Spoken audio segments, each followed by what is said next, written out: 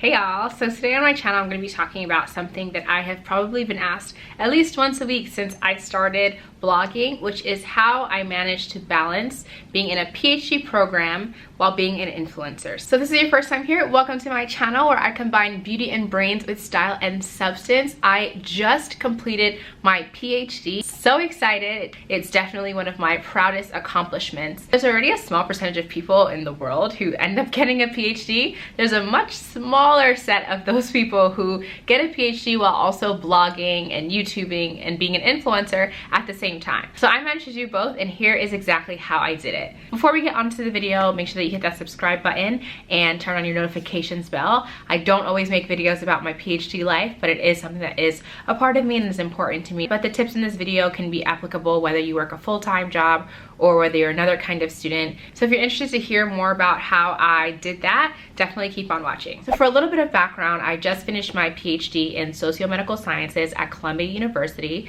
I started in 2012, which means that it took me 7 years to finish. And I've also been blogging seriously for about 5 years, but informally for 9 years. So I started my YouTube channel in 2010, which sounds like an eternity ago because it's almost a decade ago. I started my blog in 2013 after my first year of graduate school. So over the past couple of years, I've been able to grow an audience of over 100,000 followers. I have been able to make over 6 figures per year in blogging. I've worked with a lot of brands on various partnerships and done a lot of cool collaborations. It's been amazing for me to be able to do that while also pursuing a degree that I really wanted and that I worked really hard for. So there are 5 different components that I want to talk about today that really helped me be successful as both a PhD student and a blogger. And here they go.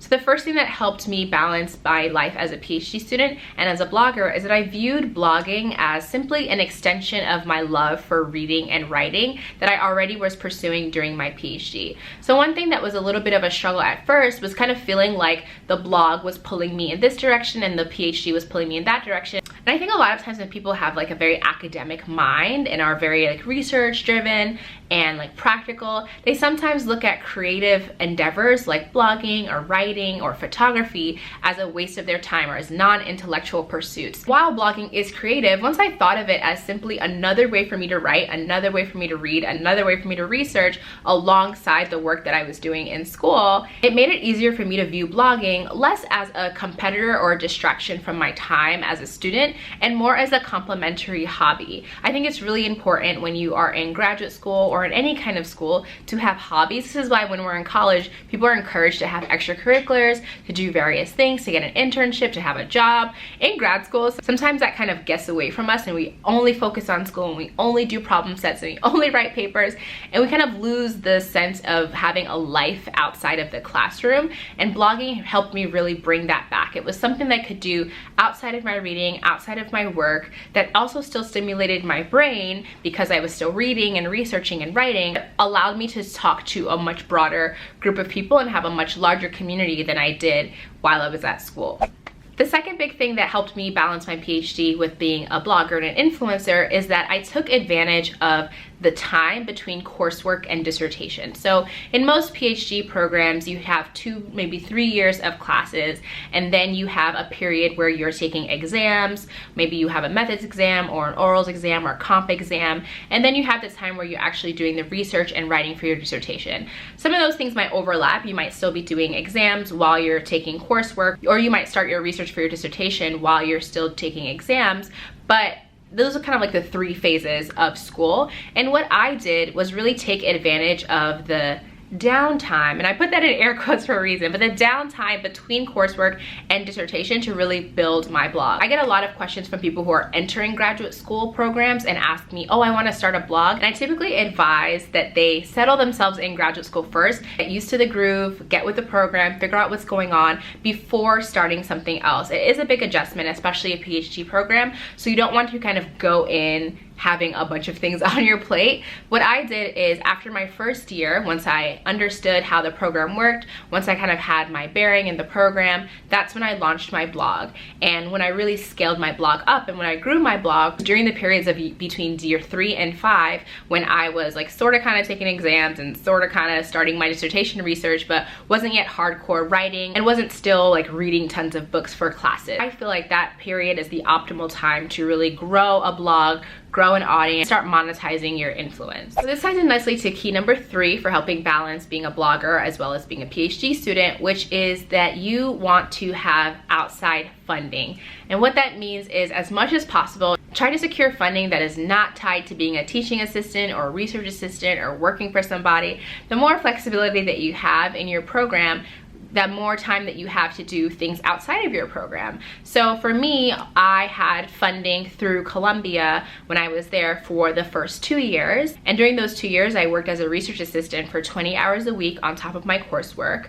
And then after that, I got a fellowship from the National Science Foundation that was a 3-year-long fellowship that had really no requirements. So I didn't have to work for anyone. I didn't have to report to anyone. I did on my own decide to TA a couple of classes, but that was really to get the teaching experience and not because I needed the funding. And so because I had outside funding that wasn't connected to school, I basically had an extra 20 hours a week that I wasn't using to do research that I could then funnel towards the blog. If you want to blog while being in a PhD program, just kind of think about the long scope of the program and think about the ideal times, the ideal years that would be best for you to actually like launch and grow that blog, but also think about how you can secure outside funding so that you actually have the time to pursue blogging and writing and influencing and whatever else you want to do. So key number 4 to balancing my PhD with my blog is that I focus on platforms that were easy to use. It seems as if every couple of months there's a new social media platform that kind of like takes off, and oftentimes people want to jump on and be the first person to sign onto those platforms. I didn't do that at all. When Periscope came out, I never made a Periscope account. When Twitch started happening, I never did Twitch. I never signed up for Vine. I really restrained myself to 4 social media platforms, which are YouTube, Instagram, Facebook, and Twitter. I barely even tweet, so that probably doesn't even count. So I really just focused on YouTube, Instagram, and Facebook alongside my website, and not being spread thin over 10 different social media platforms. Snapchat, Vine, Twitch, Periscope made it a lot easier for me to actually create content for different platforms and to maintain a sense of consistency over the 6 years that I've been doing this now in a way that I think some other people have struggled with. And that's good advice for anyone, whether or not you are in a PhD program. If you're just blogging in general, don't try to be on every single platform. You're gonna burn yourself out, you're gonna wear yourself thin, unless you're doing it full time. But if you wanna blog while also doing something else, whether it's working or being in school, you definitely wanna be strategic about the platforms that you're on. So the last key to me balancing school with blogging was that I knew when to get outside help. This year, when I was writing my dissertation, I knew that I had to finish. I knew it would be a lot of work, but I didn't want to lose momentum with my blog. So I brought on an administrative assistant to manage my emails. I brought on a creative director to help me put together photo shoots, come up with different creative ideas. Early on, when I first started blogging and was blogging about natural hair, I recruited guest writers to pump out content, and that really helped because I would only have to write 1 post a week, but I would be able to put up 4 or 5 posts a week. I think in this day and age, it's a little bit more difficult to get guest writers who aren't expecting any payment, but definitely 4 years ago, 3 years ago, it was a lot easier to do that. If your blog has a really unique niche, you definitely might be able to get guest writers, but also think about maybe using features and interviews as a way to create content that doesn't require you to come up with original ideas every single week. So hopefully that gives you some insight as to how I was able to balance being in a PhD program while also building a career as a blogger and an influencer. If you have any other questions, if it's something that you're trying to do, I'm always willing to give people different suggestions and just talk more about my experiences. So feel free to leave a comment below, or you can always email me. I always have people who reach out via email with a variety of questions. So you guys can find my email address in the description box. If you want to know more about my PhD journey, I have an entire playlist all about videos related to my PhD. If you're interested in my research, you can watch a couple of videos that have to do with my research in particular, but I also have a lot of posts on my blog and some highlights that I've saved on Instagram that talk about the PhD. Thanks so much for watching, and I'll see you guys in the next video. Bye.